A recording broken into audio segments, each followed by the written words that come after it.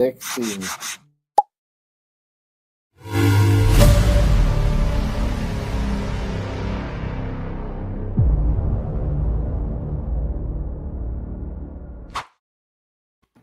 Man, yeah, 60. I don't know. My uterus is just going to be a monster at that point. I don't even know how I'm making it today. Mine too.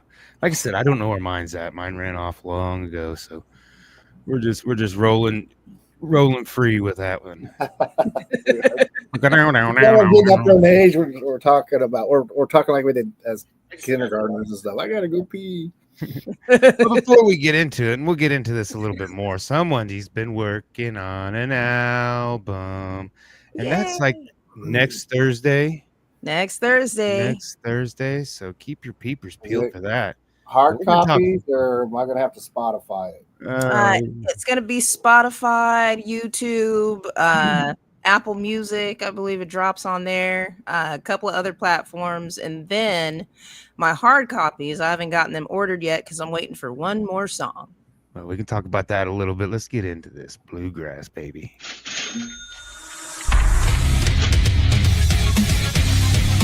Welcome to For Music Lovers Only, a podcast where each host makes a top 5 list of their favorite songs from this week's topic. Each week is a new topic. Tune in, I dare you. Music Lovers Only. I forgot how to do this. I'm the new coach. Yeah, Coach has got some things going on tonight, work related. You know, he's got to pay them bills, so he's taking tonight off. We got Mr. Kevin Hansen, K711, the one and only in the house. I was thinking one thing. You probably I'm working on a fake movie poster.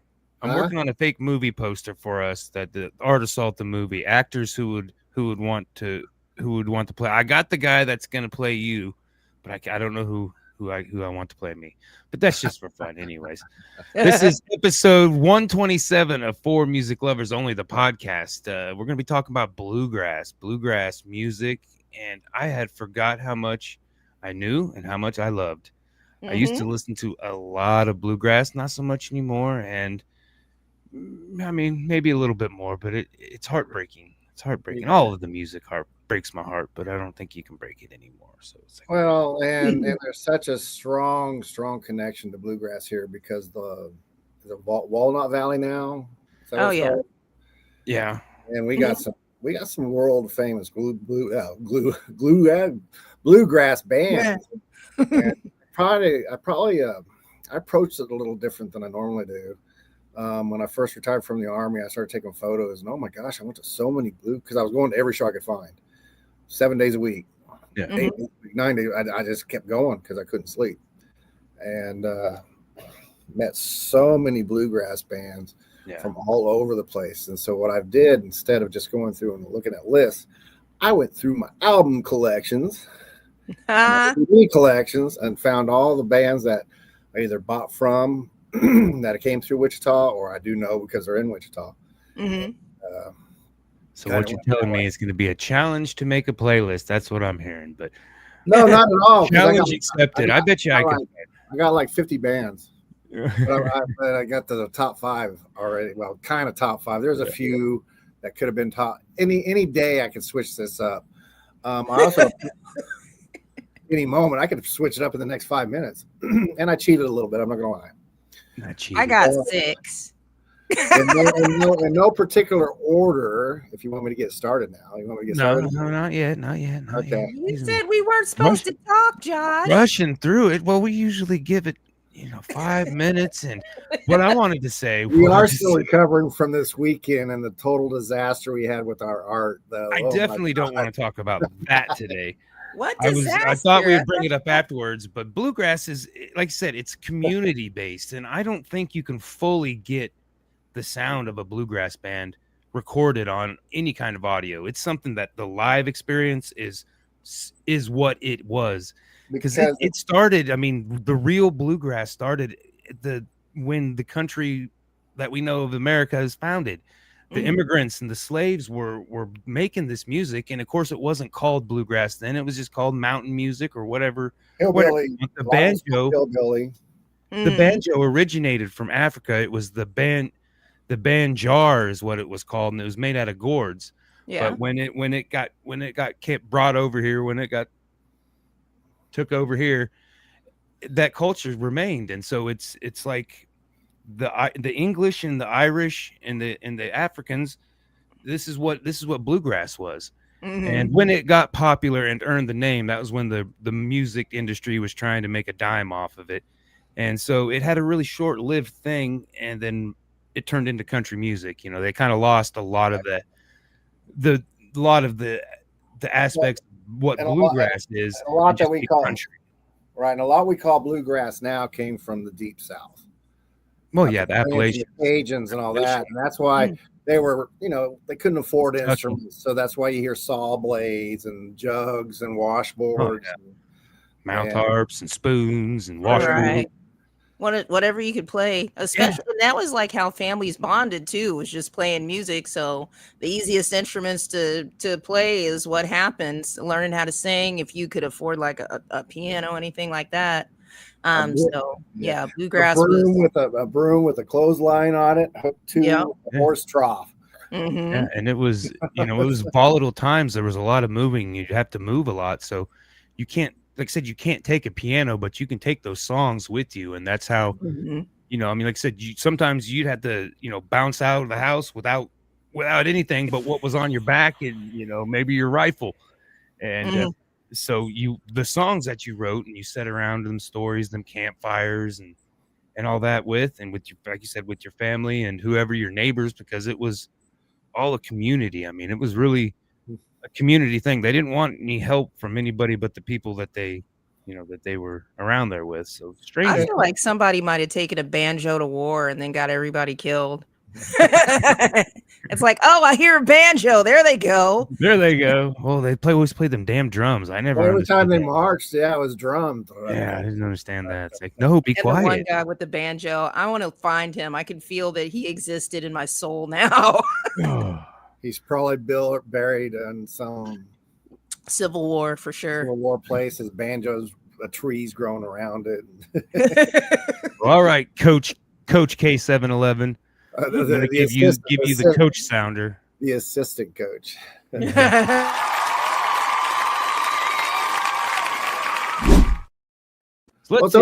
almost right because you got the K in there, and if you put an H there, I've been fine. Yeah. So I'll do that in post. I have no really in order per se. I just went with bands that I know, like I said, and bands I've seen live. I actually have. There's a few other bands like Dead South and some others, but I don't have any of their music. We'll just do 5 so you don't take anybody else's. Well, what's up, Ruby? But I did cheat a little bit because the first one's Scoat Belly from their daddy's farm.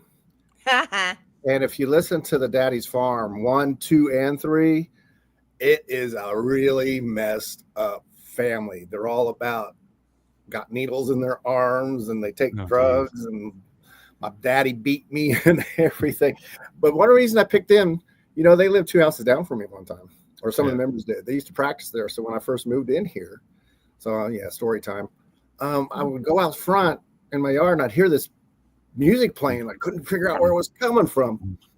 Yeah. And it turned out Scoat Belly was in the basement practicing. I was like, holy shit. So it was kind of cool. I left my notes upstairs. I'm trying to remember what year it came from.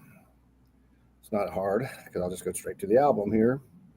It came out in 1996 and it was Daddy's Farm 1, 2, and 3. So I cheated. So it's just one song, but they have 3 parts. Yeah. And really cool. Another thing about it, the bass player has a big gas can with one lawnmower string that he plays it on. A lot of people don't know that. And that I've seen it. And that lawnmower, like a weed eater type string, it's huge. I'm like, where did you get one that big? Scoat Belly is insane. Oh my God. Yeah, high energy band. Them boys could play. Yeah, they can play. Well, that's the one thing people don't understand. Cajun music or bluegrass, dark grass, new grass, whatever the new names are, hillbilly, country, it's kind of loose if you ever watch them. And that's why a lot of times anybody can come in and start playing with them. You know, I can walk in.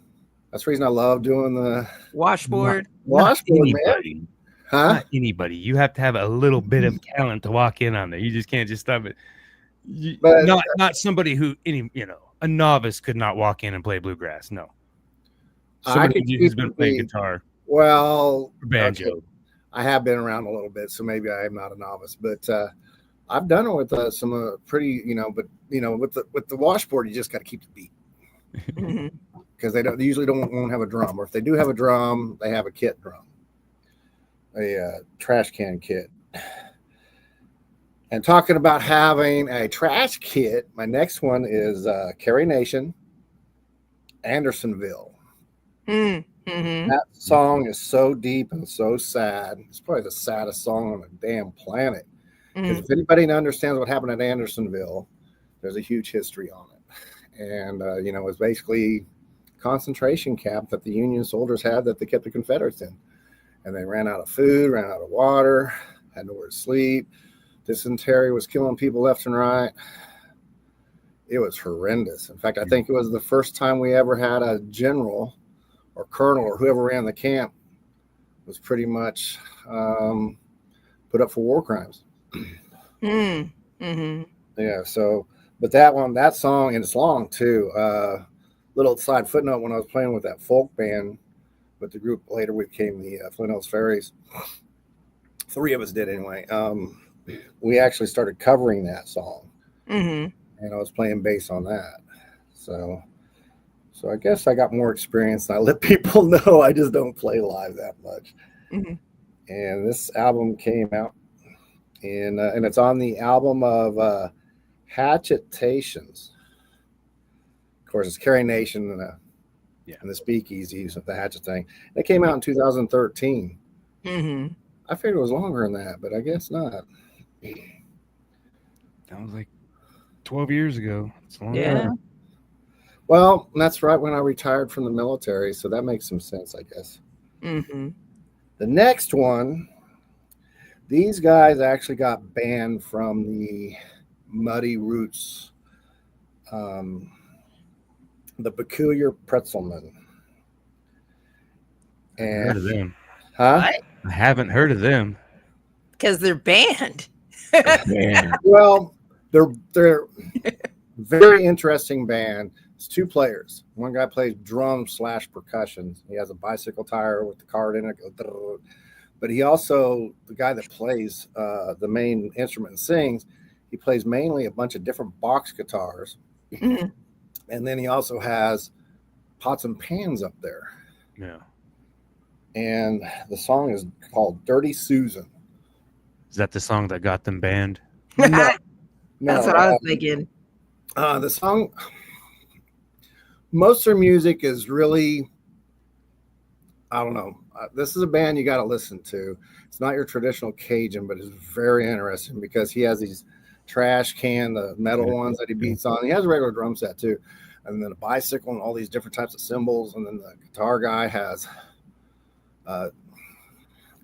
like 3 different megaphones that sounds different and stuff. It's just 2 guys. And they did one song that was super, super like technical death metal almost. And I think that's shut down from. Oh, wow. Okay. Which I'm surprised because they've had rock and metal bands there before. You know, Hostility played there a long time ago. Which became Gold Slater. They played there. But that was like 1,000 years ago. So, I think at one point they were trying to push some more rock bands. And then I think even Lawnmower Death or Weed Eater or one of those kind of heavy metal, those heavy bands played. And I'm talking about the Muddy Roots. I'm not talking about here in town. I think sometimes the Muddy Roots try to go heavier. So maybe the Peculiar Pretzelmen can go back now, but I don't know. And anyway, that album is the Innumerable Seeds of Calamity, and it came out in 2010. Very interesting, really cool. And this one here, just because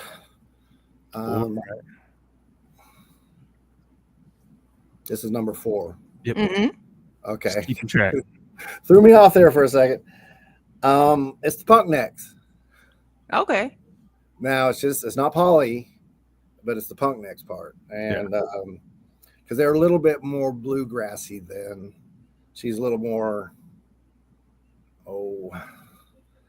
her stuff still rocks, don't get me wrong, it's just a little bit different. And the song was Better Man. Mm-hmm. Mainly because I know the guy and he could definitely be a better man. But it's a really good song. And it's Road to Nowhere, and it came out in 2014. About the same year they split and they started going their own directions. Yeah. And just love it all. And like I said, if anybody's ever seen Polly, she comes by once a year and does a show once a year in Wichita. Not anymore. She's been back to Kansas quite a bit. Mm-hmm. She came back earlier this year. Well, I know, but she's been back quite a bit this year. Yeah, well, she's also in the National Guard, so she's able to get around more too, because of it. That'll work. Yeah, Mm-hmm. stuff like that. Because the flights are cheaper. That's all I got to say. So if you ever want to travel with me, you know it. And then the next one is the one band I'll probably go to hell for because I've watched them way too many times, and it's the goddamn Gallows. And it's Call of the Void. And those guys are just playing right. They're just a party waiting to happen. Oh yeah. And they got some major characters in that band. And even when they switch it up, there's still the 2 or 3 that are the main ones, but they bring in some pretty major characters throughout the band. Yeah. Mm-hmm. And really fun band to watch. And I've seen them several times. Try to catch them every time they come to town if my band's not playing. Mm-hmm. And that one came out as the same album, Call of the Void, and it came out in 2021. And there's my 5 for now. I got 20 more. Can I keep going? God, well, me and Sontia will just check out. It's the Kevin Loves Music Hour. 7-Eleven Loves Music Hour. Well, once I started digging through and pulling up my albums and stuff, I was like, oh my gosh. There was a couple pucker moments. I'm not gonna lie. Yeah. I picked the same band, but not the same song. Not. They were close. They were definitely very like you're throwing a dartboard. They were all right next to each other. I mean, there's still a lot of bands out there. I didn't pick the Calamity Cubes. I didn't pick. Shut up, Kevin. Pretend Friends. I can keep going on. Shut up. I'm gonna mute you. You're getting muted. I feel so bad because I have like one local band on here. Then I was like, oh my God, all of Wichita is bluegrass. Why did I miss that? Yeah. Well, here we go. Let's get this out.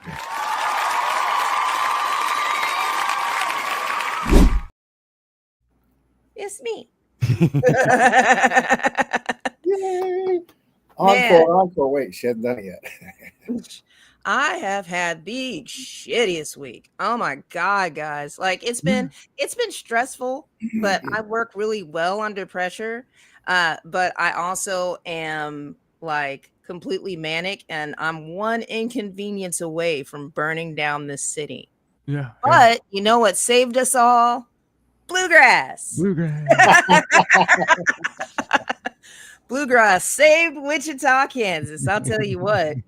As soon as I put it on, my whole countenance changed. Bluegrass is so fun and earthy, and I call it like hellfire music because it's really, really down in the ground type music, and it addresses a lot of your darkest places in like a way that also makes you want to just keep going and keep your hope up. And so speaking of the one local band that I put on here, which I have seen many times, I love these guys so much. Carrie Nation and the Speakeasies. Fun fact about them is we've lived on the same block down the street from each other twice. And they got started when I got started playing music.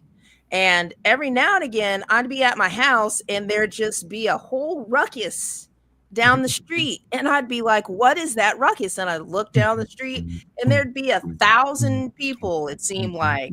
And then just music just blaring until like 2 or 3 o'clock in the morning, maybe 4 or 5 sometimes. And then like silence, like everybody died. And it turns out it was them. So that was pretty cool. And every time I see them, I'll be like, you remember, I always lived right down the street. They're like, yeah. Yeah, they are local, but they're also on the world stage too. So they do. Oh yeah. Yeah. And it's too bad what happened to the original drummer. Oh yeah. His wrists are all messed up now. I guess he was drumming wrong. And he used to play that kid's toy barrel. Okay. Kick drum. Mm-hmm. So, okay. Somehow he might be back, but I know for a while there he couldn't play anymore. So. Oh man, I didn't know that. I sure didn't. But the Carrie Nation and the Speakeasy song that I picked was "Promised Land." Oh, yeah. I came real close to picking that one too. Oh, it is so fun to dance to. That gets all the girls wiggling around and stuff. The Promised Land song. And my favorite part, give me an ear, give me your hand, give me a ticket to the Promised Land. Tell me you joke. You smoke, you can't fix this type of broke. And then you think about it and it's like you can't, but you might as well dance while you're like poor, But yeah, they have so many messages in their song, but this one is just so relatable to me because I am poor. All right. Number 2 is going to be The Dead South, which is one I didn't know if I really considered them bluegrass, but when the bluegrass playlist came up, and I was like, yeah, I guess they would be considered bluegrass. And what I learned is that there's like 4 generations of bluegrass, and we are on the 4th generation of real big swings in bluegrass, and it's pretty much a free for all. I mean, the first generation was not even recorded; that was in the foundation. Like the second generation was like in 45 with Bill Monroe, and he actually gave he didn't do it, but his band, the Bluegrass Boys, gave it the name. And then in between there, that like the 80s, it had its second or third generation. Mm-hmm. I don't know how they came up with it, but that's just what I heard. If you go to Dead South's earlier albums, they got a few out before this one that's got big for them. Mm-hmm. It's a lot more bluegrassy, what you expect. Yeah, definitely. Yeah, bluegrass from Canada. Bluegrass from Canada. Nickelback's home. Mm-hmm. But yeah, the song that I picked was "In Hell I'll Be in Good Company." Yeah, that's the first one I got introduced to. I just love the video. I love the whistling, that it starts off with whistling. The first time I heard it, I was like, what the hell is going on? Like, what is wrong with you? But that's that hellfire. That's that bluegrass hellfire coming out. I bet the devil whistles all the time. I bet he does. I'm wearing a white suit and a black tie. Yep. Eating chicken. Yeah, drinking freaking orange juice. Number 3. And I don't know if I'm going to say this gentleman's name right, but his name is Brother Dege, Dege, Brother Dege, and I hadn't heard of him before. And I just kind of like what you were saying earlier. I've listened to a lot of bluegrass. Like when I started listening to it, I was like, oh, I've heard all these songs. And I love bluegrass. I remember when freaking Mumford and Sons even came out, and yeah, they're like bluegrassy rock, but yeah, this guy has a song called "Too Old to Die Young," and essentially the subject of it is, you made it longer than you thought, so now when you die, you're just gonna, be dead. Yeah. So all the heyday and foolishness and everything that you had going on in your life, you got past that. Now it's just like you're too old to die young. So you might as well just go ahead and live your life the way that you need to live it. So, and it's really earthy song. I really enjoyed that one. So I got through this sausage fest, and I thought to myself, where are all of the girls? Fourth generation. Yeah, like where the women at? And I knew there's bluegrass women. We have Jordan Dominis, and then we have Pauline, and then I know there's several more. There's like a ton of them in Wichita. So I started looking for ladies. I was like, where are the ladies? And I came up on a soul bluegrass artist. Knocked me deep out. Like I just completely just woo. And this whoo, I mean, her soul and her voice kicks. Like she is it. She's everything. And her name is Rhiannon Giddens. Yeah. And she plays banjo. And she has a band behind her, but there's a lot of songs that she just plays by herself. And she has all of the South, the Southern. She has the subject matter. She has the everything that bluegrass has, but then she breaks in that soul, and it just brings it all to a life-your life. And the song that I picked by her is called Julie. And it's a song that she wrote this song, and it's essentially about somebody. I don't know if it's like a slave or a servant or something talking to her mistress that had done something, and now her mistress has to leave or she's going to die. And a lot of her songs are really dramatic, and then just stories of things that happened in the past, either like culturally or historically. But she breathes life into them, and then just the chocolatey richness of her voice just captivates you. Yeah. So Rhiannon Giddens, Julie, and I'm just gonna. I don't think anybody else got her. And Wayfaring Stranger, that's a good one for her too. That's a real good one. Yeah. All right, and then my final one. I found a whole like gaggle of girls, a whole flock of them. Gander of gals. Yeah, gander of gals. Yeah. And this girl group's name is Midnight Skyracer. Midnight Skyracer. I can't read my own writing.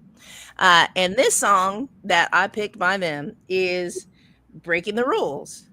And the video is awesome because she's in jail. And then she's in her little jail outfit.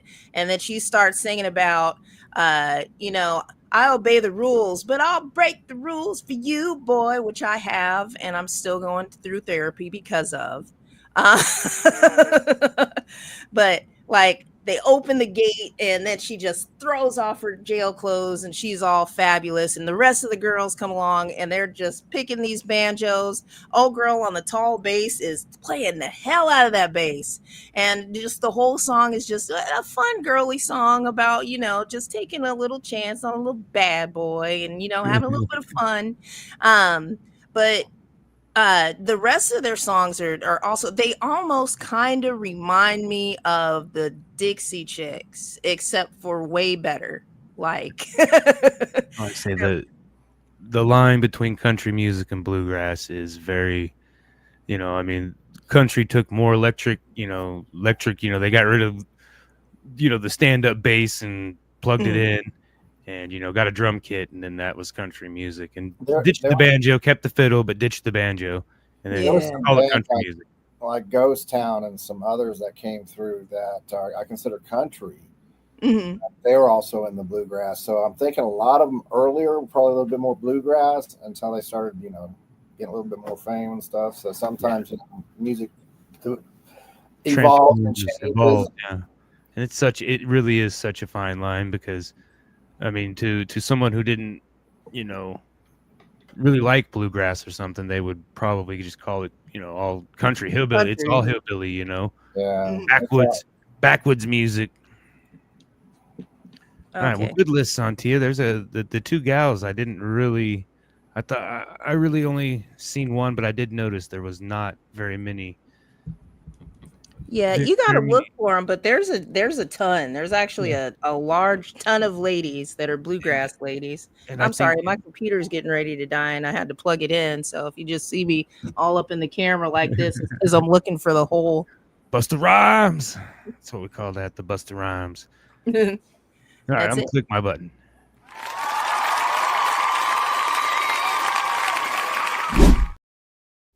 No one else clicks my buttons, so I must click my own.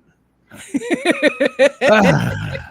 I said, bluegrass was fun, and it very, very. Like I say, all music does it. It always ends back up reminding me of something that I don't really want to remember. Or in this case, it was the one that got away. The guy. I mean, she didn't really get away. I let her go away because it was just weird. All this whole trip back there down through the bluegrass, was when I was in it. I had a companion. We weren't together. We were friends, and I always wanted to go more, and it was just always weird, and we would disconnect and find each other. So I thought, it was destined to be in the stars. But now, since then, I've expressed, I've told her how I felt, and it was not received. So no longer the dream.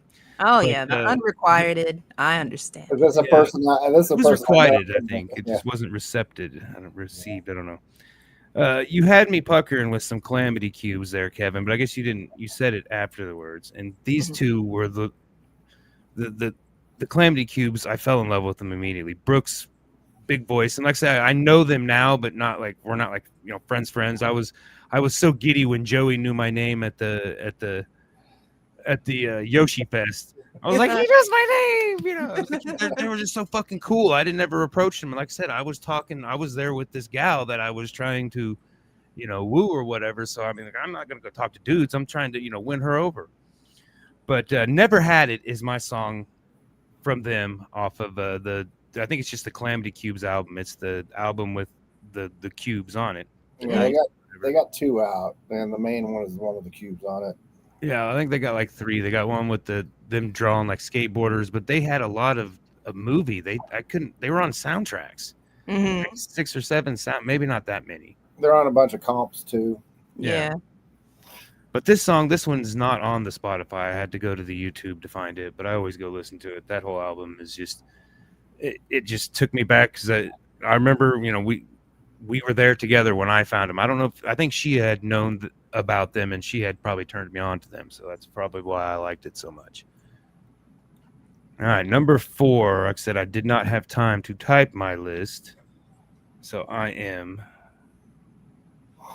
number 4. We're going to go ahead and bring it in with the OG, the second generation, I guess. Not the OGs, because the OGs were different. But Bill Monroe and his Bluegrass Boys. And the song on this one was In the Pines, which I think was even then a cover. I can't think of Muddy. Belly. Lead Belly cover. Lead Belly, yes. Yeah, Lead Belly had wrote that originally. And so, but in their version's pretty good too. And it's got the bluegrass, and like I say, they definitely set the sound of what traditional bluegrass is. There's no drums. I mean, there's percussion with some other things, but there's no drums. And it's always sometimes they're singing, but to me, you got to have the big acapella, not the acapellas, but the big harmonies. Like they're always having, got the guy going hard in the background, just just doing the. With this, it's just you got to have it for me, and you got to have the banjo for me, and you got to have the mandolin and the fiddle, and the ukulele, and the squeeze, and the saw, and the. there may have been some saws in this, but this was pretty much, I mean, you could tell they were all like kind of almost classically trained. They were, they didn't, they had a little bit of, it was precision. The second generation with the Bill Monroe, they had taken all that unpolished stuff from the first generation that never got recorded because it was played in the mountains around the fire pits and all that. And, it's also the big band era too when all this was going on. I think that's probably why the recordings then were like that. Yeah, because you had the big band who had a lot of those same instruments in it. So I wonder if these were big band guys doing bluegrass. Yeah. because it's all the same time period. It's all the same time period. Well, and like I said, Bill Monroe had a lot of different sounds. He did have a band, versions of his band with drums in it, and it almost sounded more jazz, I think, even. But it, like I said, maybe even big band, but it did not sound bluegrass. But that was, different album. Well, you can't really call them albums because they weren't recording albums then. But this is now a modern day somebody had compiled them, but different songs and different projects. Maybe I think that might be a better word. Now, my number 3, we're going to take it forward a lot further to Old Crow and the Medicine Show. I fell in love with these guys. These are good. Through the COVID years, and when they couldn't tour, they started doing like a TV show, like Old Hee Haw. Okay. Have guests on, and it was just such a fun. I mean, they had much more bigger budget than within us over at Art Assault or even here at FMLO. So we just had to deal with it. Yeah. But my song is Alabama High Test, because you gotta have. I don't really know what Alabama High Test is. I always imagine what it is, because he's gonna go to jail if he gets caught with it. Probably moonshine. There you go. I was thinking more white powders, but We're talking Alabama here. It's moonshine. It could be moonshine. It could be the white powders. High test, so you can pour it into your engine, man. Make it run. Yeah. I mean, that makes sense. All right. See, now I don't. I'm on number. I'm looking for my number 2 here. And good golly, let's try going here.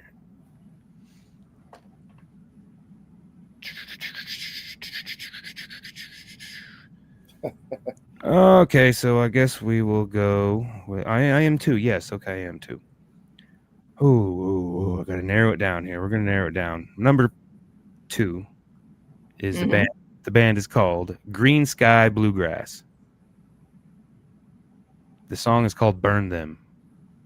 They're way newer. I don't know when the album came out. I'm not digging into it, but it's basically he's just tired of living that life, and he's just gonna be a villain. I mean, he's not gonna do bad things. He's just gonna not look very clean, and he's gonna twirl his mustache like this. And he's gonna burn them. Burn them. Burning Man. Just regular stuff.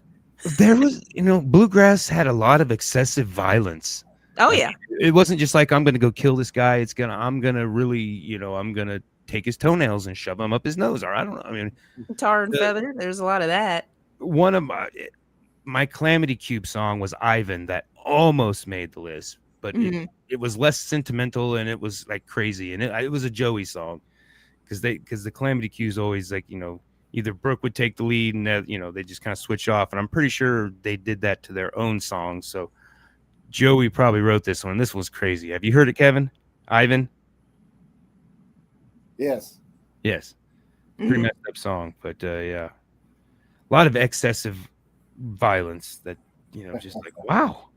That got out of hand really fast. A lot of violence and a lot of devil stuff, Yeah. A lot of that. It's hellfire music. Telling you. Yeah. That's why a whole generation called Darkgrass that came out, and that was, a few years ago. That's goddamn Gallows and all those Whiskey Steel, and oh my god, I could go on and on. Yeah, well, my number 1 is back to some locals, hometown favorites, Split Lip Rayfield. And I don't know, this is the best damn name I've ever heard, and I can never remember it. I always remember Scroat Belly. Like I said, I follow Wayne. I'm not friends with Wayne, but I follow Wayne and his new band, and the Briggermans, which we've had on as guests and everything. And so, I have to do a retraction here. A Split with Rayfield that has the gas. Yeah, I know. I almost wanted to slap you when you said that. I didn't know if I did. I think, but I've seen Scroat Belly play, and I think he sat he in. He may be the bass player on there. I know. Yeah. I know Wayne is in both, but the bass player may be as well. He made it up like a 50s Mercury gas tank and a big piece of hickory and, like you said, a weed whacker string. And but my song, it was, again, this was I never seen them live. This band I never seen, but I was going through their music after I remembered their name. I was talking to a guy from work. I was like, it's not scrote belly. It's I knew it had 3 words, 3 words. And he's like, oh, yeah, split lip Rayfield. I'm like, yes, Jesus. I was thinking all day. I was like searching, scrote belly and related. And I was just, I couldn't find it. Couldn't remember it. And this is like happened multiple times. But my song by them is Factory, because I don't know if you guys have probably never worked in a factory. I don't know. I mean, you spent most of your career military there, Kevin, and then offices, right? So you went from no. You have. I spent 20 years in factory, and I hated every minute of it. Yeah, and I spent about 2 years in the factory, and I said never again. Yeah. Instead, I go places where they shoot me, try to blow me up. Anything but a factory. My dance job was only my last 6 years here, because I was a case manager on the streets for 8 years. So no, I have not been behind a desk that much. Well, I can't do the factory life. It's not for me. The song, he's like, you got to kiss a lot of butt in the factory, and like, the politics, and you got to deal with these people that in most reality, I mean, they're a lot of the management I've seen in these factories were like I said, their wives yelled at them and beat them when they're at home. So they come to work and then they got the power, power tripping. Doesn't matter if it's right or wrong. You got to do it their way. And like I said, sounds like you're singing the Green Acres song to me, though, Josh. Green Acres is the place to be. That's what's in your head. But you're saying country life is not for me. So you're saying country life is not for me. Factory life. And this is another good one. I had to narrow it down, but this one was hit the home, because I don't think I could ever go back. I would rather go get shot than go back to factory life, because 20 years, that's enough. 22. Yeah. I don't know anything about factory life. I've done just retail and food service. Everybody I know that does factory is high stressed, a bunch of high everything. Because we have National Guard, we have a lot of factory guys types, and they're just, I don't even want to deal with them when I'm in the Army. It's like, what, dude, just because you're used to being a robot, I'm not going to be a robot around you. Stuff like that. Because, in the Army, you got to know the rules, but you got to learn to break them too. Yeah. Same with social work. You got to know the rules, but you got to know when to break them too. Yeah. Anything you do. Yep, that's my list. Yay. So we got a couple more minutes. Kevin, if you've got something to plug, get it kind of backburnered. But we're gonna talk Miss Sontia Soul. This album. This is not what you chose for the actual album cover, or is it? No, God, no. Yeah, I just put that together this morning because I need to promote because it's going to be next Thursday on my birthday. I'm dropping this album on my birthday, Must Love Nickelback. And the reason why, it's my brother. Oh my God. He was like, interesting. What are you doing? And I was like, no, let me explain. The reason why it's called Must Love Nickelback is because I feel like if you can love something or somebody that is just hated for popularity reasons, just because it's just cool to hate them, if you go ahead and fight that urge to just conform, then you can love anybody just purely. So if you're going to love me, you must love Nickelback.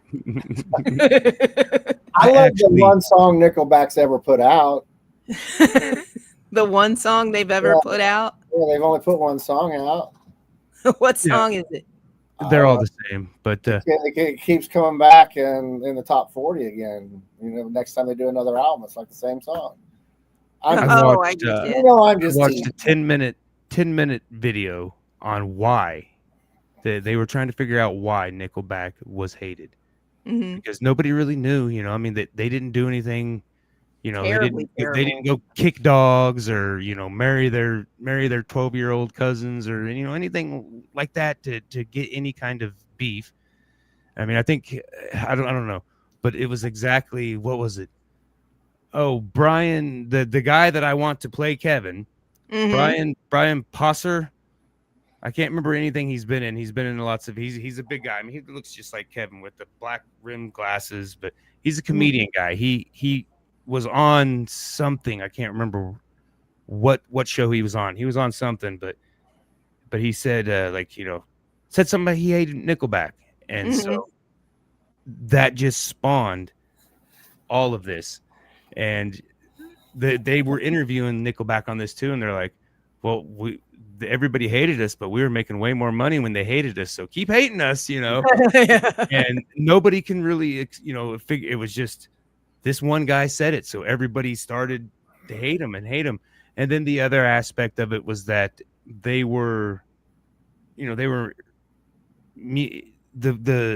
record companies just pushed them, knowing that they were mediocre, because they were mediocre. I think they've even said it, but they're not like the greatest. They're not like the greatest band ever, and the record company just kept pushing them, and so it was overplayed, and so that's why everybody. Now, see, I was ground one. I have not been a fan from day one, and I'm not saying I'm not a fan now, but the phenomenon maybe is what really spawns me, is like how Sontia is plotting now. I don't agree with any of that at all. Nickelback has one of the highest grossing record sales, not because it was sales does not mean sales doesn't have anything to do with Bieber's got mediocre. You cannot. Justin Bieber's got some high grossing stuff too. Justin Bieber has some good songs. Yeah, he's pretty talented. Yeah, and so is Nickelback. I'm not saying they're not talented. I got Nickelback's first 2 albums. I'm not gonna lie. I saw them after the first one that came out. They were really good in the show. But after a while, it's kind of like listening to Whitney Houston. Okay, I couldn't tell the difference between the songs from the albums. Feed the Machine doesn't even sound like any of their other albums. They have a whole album that doesn't sound like anything they do at all. And I don't have that album either. Well, then maybe you should listen to Spotify, it. And you got all of them, Kevin. Y'all stop talking about Nickelback. I found it very interesting. I don't listen to locals anymore, Sontia, you're so much better than Nickelback. I'd rather listen to you than Nickelback. I am, but the point is, I agree. No, I'm kidding. I love you, Nickelback. Pick me. I want to open for you guys so bad. Like, have you done any teasers? Have you? I know of something, but I didn't know if there was anything publicly like teasers. I haven't teased anything yet. I just got the album cover done, and then I worked a full day, and then I got on this podcast after eating tacos. So, awesome. So keep your peepers peeled to the Sontia Soul page and see if she gives us any teasers. A little bit. But yeah, I'm really proud of this album. I listened to it, just the full thing this weekend, and I've been working on it forever. Like, it's been going on. It's been between NLR Studios, and my first 3 songs were recorded at Red Cat Records. If you know anything about them, they've been closed for like 2 years, so that was a while ago. And so he closed shortly after we did a recording there. Yeah, so it's just been like, after just putting everything in order and listening to it in order, there's poetry in there, there's motivational speeches, there's cursing. Like, it is really good. I'm really proud of my project. I did a good job, and everybody that helped, really, you need a team to get something real done, and I appreciate my team. I appreciate you and your album art and everything that you've helped me with, Josh. So I am so excited to get this out. It's awesome. I can't wait either. I was so excited. I thought you already dropped it, remember? Yeah, whole announcement. He said, Sontia dropped your album today. And I was like, no, I've finished it. It's almost finished. Well, you better put it out now. It was like, make a liar out of it. Well, it was a big teaser, I guess. Yeah. All right. Well, thanks, everybody. Coach Kevin, K711, thanks for filling in. I think we'll have Coach back. I tried to pick a topic for this week that Coach wouldn't be too butthurt about. We'll see if he was butthurt or not. I don't know. Powerpuff Girls. He wants Powerpuff Girl music. I'm pretty sure it's going to be booty shaking songs. I don't know. Next week we'll do the 61, I think, since we got that one more year looming, and I really enjoyed what I seen of 61, so I'm excited to dive into that. Mm-hmm. And so we'll see if Coach Coach agrees, and we'll see if he was like, man, I had a whole list of Bluegrass that I'm upset I didn't get to listen to. He's not going to do that at all. He did throw in some Dead South last episode, I think, or the Canadians, the foreign album. He threw some Dead South, so I was like, maybe this isn't a good one. I don't know. No. Could have went Rush, could have went Venom, could have went, and all those Canadian bands. Well, again, thank you, Kevin. Thanks, Sontia, for coming on, and we will see you all next week. All right. Bye, everybody. You'll probably see me in the list thing.